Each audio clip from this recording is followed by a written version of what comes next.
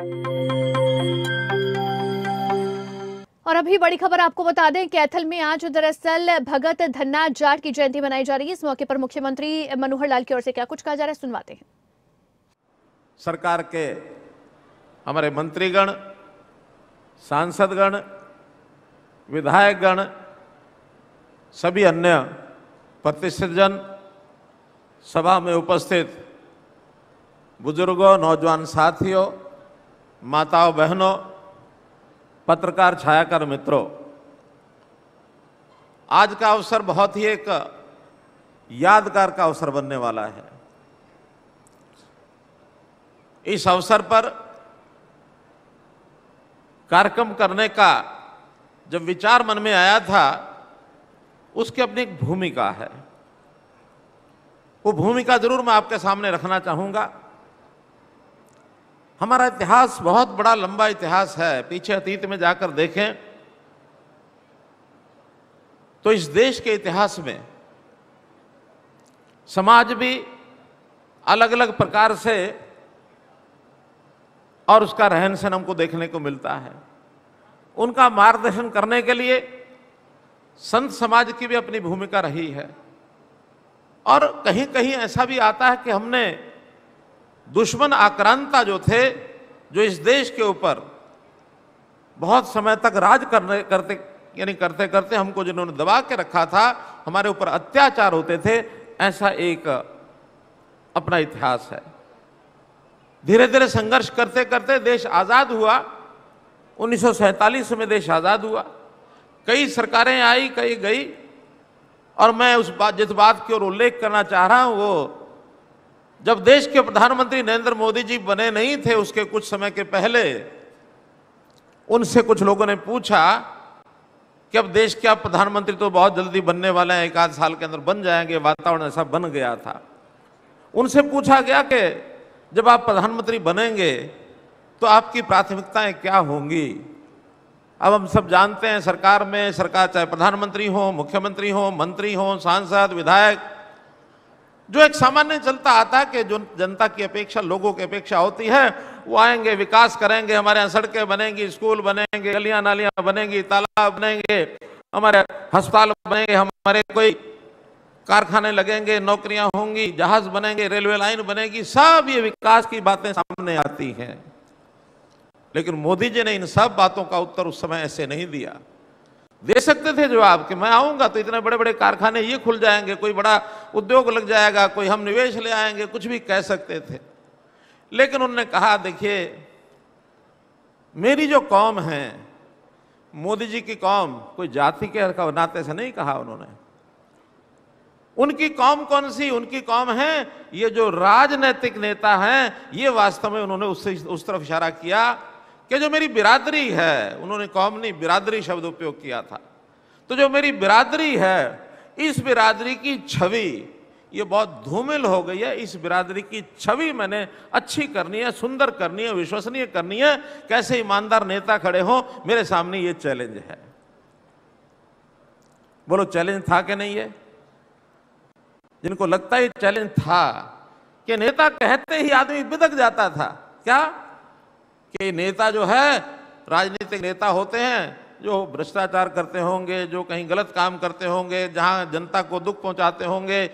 यानी गलत शब्द बहुत ज्यादा मैं बोल भी नहीं सकता, मंच पर ऐसे शब्द लगाए जाते थे। तो क्या कोई नेता ईमानदार नहीं हो सकता? क्या कोई अच्छा आदमी नहीं हो सकता? क्या अगर नेता अच्छे होंगे तो समाज भी अच्छा होगा, ऐसा उनकी धारणा थी। उन्होंने ये चैलेंज बताया था। और इस चैलेंज के बाद आज हम सबको अभिमान, स्वाभिमान है कि आज देश में अच्छे लोग भी राजनीति में आने लगे हैं। और जब अच्छे लोग आने लगे हैं तो समाज को भी अच्छी दिशा देनी है।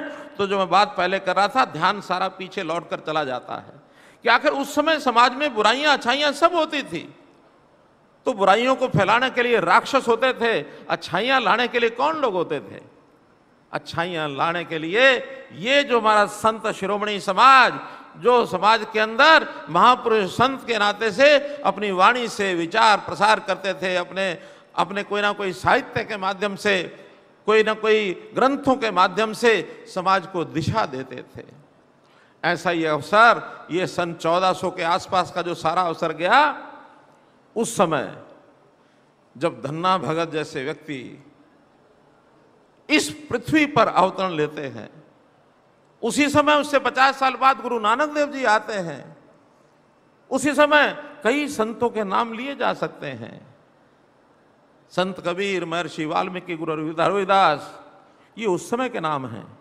गुरु नानक देव के बाद दशम पातशाही अगले 200 साल तक, ये उन्हीं का नाम उसी समय का है।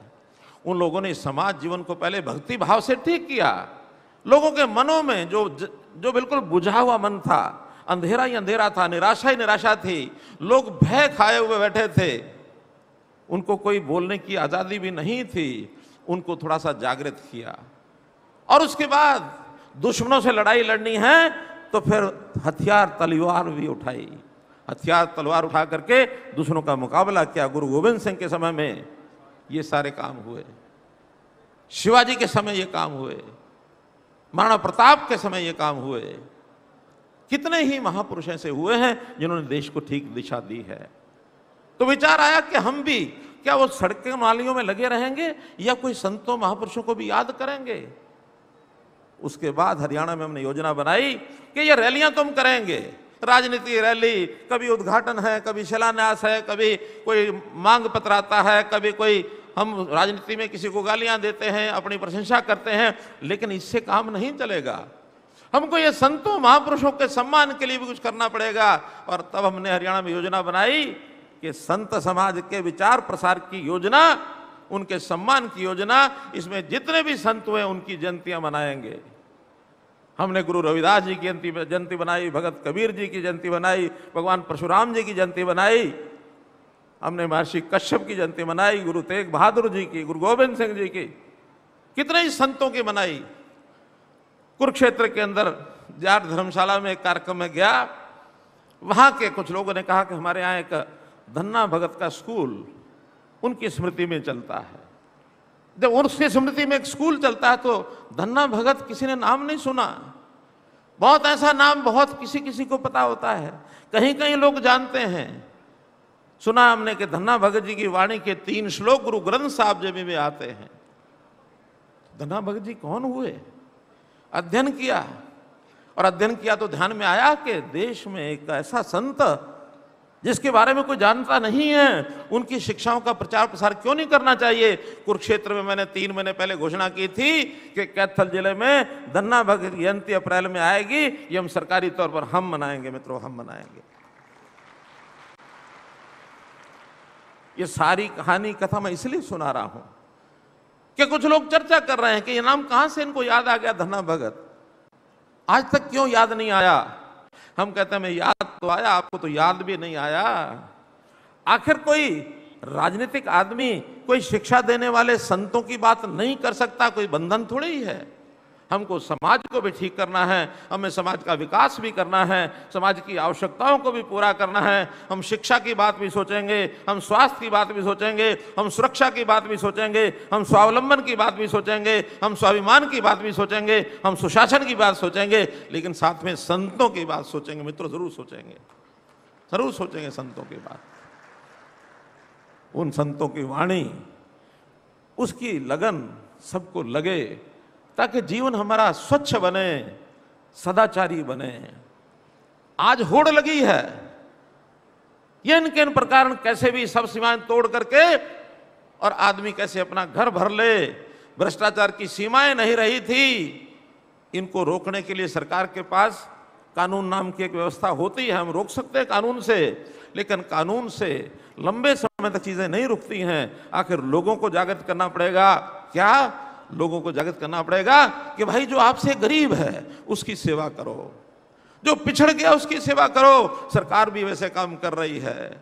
लोगों को कहो कि गलत बात की हामी न भरें, उस पर ठीक काम करें, कुरीतियां उसके खिलाफ लड़ाई लड़ो। हमने शुरू किया।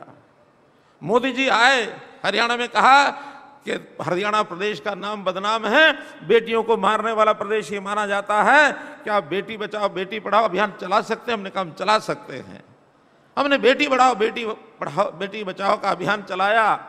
2014 में ये जेंडर रेशो जो 851 थी, आज प्रसन्नता है मुझे बताते हुए, वो 851 से बढ़कर के 923 हो गए मित्रों, 923 हो गई है। यानी 2000 लड़के लड़कियों के ऊपर अभी 72 लड़कियां वो कोख से मरने में बचती हैं, उनको जीवन मिलता है। समाज की बहुत बुराई जो आने वाली बुराई, उस कलंक से हम बचने की ओर आगे बढ़ गए, हम बच जाएंगे। और मुझे खुशी है इस बात में, ग्रामीण क्षेत्र की जनता ने, महिलाओं ने संकल्प लिया कि बेटों के नाम से कुआं पूजती थी, बेटियों के नाम से भी कुआं पूजना शुरू किया। हमारी माताओं बहनों ने बेटी के नाम से भी कुआं पूजना शुरू किया। ताई धापो उसका एक बड़ा स्वरूप बना करके सारे गांव में लोगों ने कहा कि ताई धापो ये अच्छा काम कर रही है, हम भी ताई धापो बनेंगी। मुझे आनंद है इस बात का आपको बताते हुए कि जो खापे हैं हमारी, जिन खापों को इंग्लिश मीडिया ने बदनाम किया, उन खापों ने सहायता की और बेटी बचाओ बेटी पढ़ाओ में बहुत बड़ी जागृति पैदा की, बहुत बड़ी जागृति पैदा की। हमने महिला शिक्षा की तरफ ध्यान दिया। महिलाओं के कॉलेज, 42 महिलाओं के कॉलेज अभी तक पिछले 8 साल में, वैसे तो हमने 71 नए कॉलेज खोले हैं, लेकिन 42 केवल महिलाओं के कॉलेज खोले कि महिलाओं की शिक्षा, इसको हम आगे बढ़ा सकें।